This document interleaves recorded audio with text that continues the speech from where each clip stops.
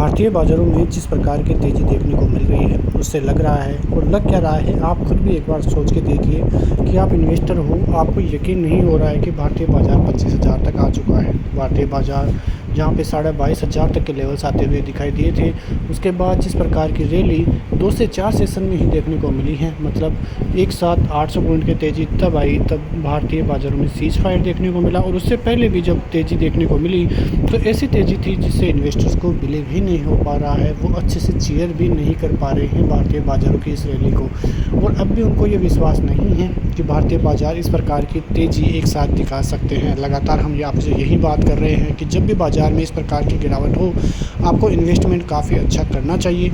Total income का आप देखें, यानी कि टोटल इन्वेस्टमेंट का आधा भी आप यदि इन्वेस्ट करके चले यहाँ पे इस स्थिति में, तो आपको किस प्रकार के रिटर्न निचले स्तरों से मिलते हुए दिखाई दे, ये आपने भारतीय बाज़ारों में देख ही लिया है। यहाँ पे एनएससी के जो barometer Nifty might revise the physiological mark of 25,000 this week after a gap of 7 month. 7 महीनों के बाद 25,000 का लेवल फिर से भारतीय बाज़ारों में देखने को मिला है।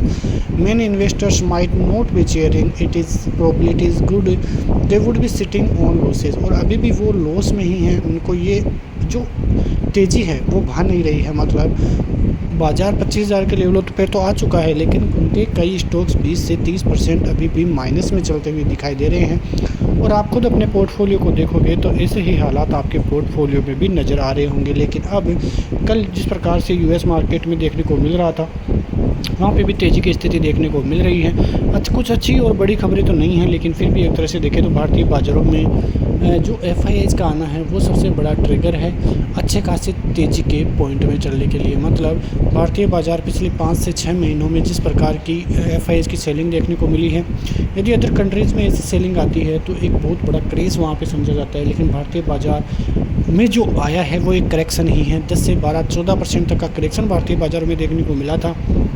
लेकिन अब पिछले 1 से 2 महीने में जिस प्रकार की तेज़ी भारतीय बाज़ारों में देखने को मिली है, उससे अब लग रहा है कि भारतीय बाज़ार जल्द ही ऑल टाइम हाई के स्तरों तक पहुंचते हुए नज़र आ सकते हैं।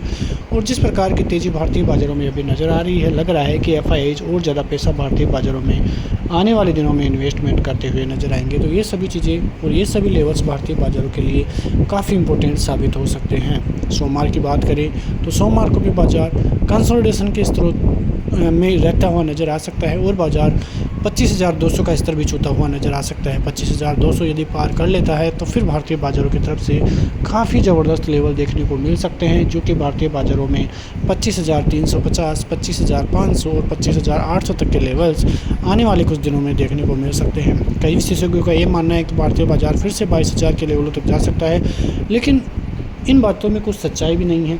विशेषज्ञ हैं अपनी अपनी राय देते हुए नज़र आते हैं। कई विशेषज्ञ क्या कुछ कहते हुए नज़र आते हैं, कई विशेषज्ञ क्या कुछ कहते हुए नज़र आते हैं। तो देखना यह है कि क्या भारतीय बाज़ारों में आने वाले समय भी काफ़ी पॉजिटिव रह सकता है, क्योंकि इन्वेस्टर्स को मान के चले तो उनके पोर्टफोलियो में अभी भी कई शेयर 30 से 40% माइनस में ही देखने को मिल रहे हैं। कई शेयर 20%, 30% ऐसा ही पोर्टफोलियो उनका दिख रहा है, लेकिन मार्केट अच्छी खासी तेज़ी दिखा रहा है। अब देखना यह है कि क्या ये शेयर चलने के बाद और एफआईआईज का इन्वेस्टमेंट आने के बाद भारतीय बाज़ारों में फिर से नए स्तर देखने को मिलेंगे। क्या बाज़ार नए ऑल टाइम हाई को छूता हुआ नजर आएगा? ये तो साफ है कि भारतीय बाज़ारों में पोटेंशियल काफ़ी ज़बरदस्त है। 27,000 भी जाएगा, 30,000 भी जाएगा, सेंसेक्स 1 लाख भी जाएगा, बैंक निफ्टी 1 लाख भी जाएगा। तो ये सभी चीज़ें भारतीय बाज़ारों में होती रहेगी। आप रेगुलरली इन्वेस्टमेंट करते रहिए, आपको काफ़ी ज़बरदस्त मुनाफा ये देखने को मिल सकता है। तो इसी खबरों के साथ मिलते हैं नेक्स्ट वीडियो में। तब तक के लिए जय हिंद, जय भारत।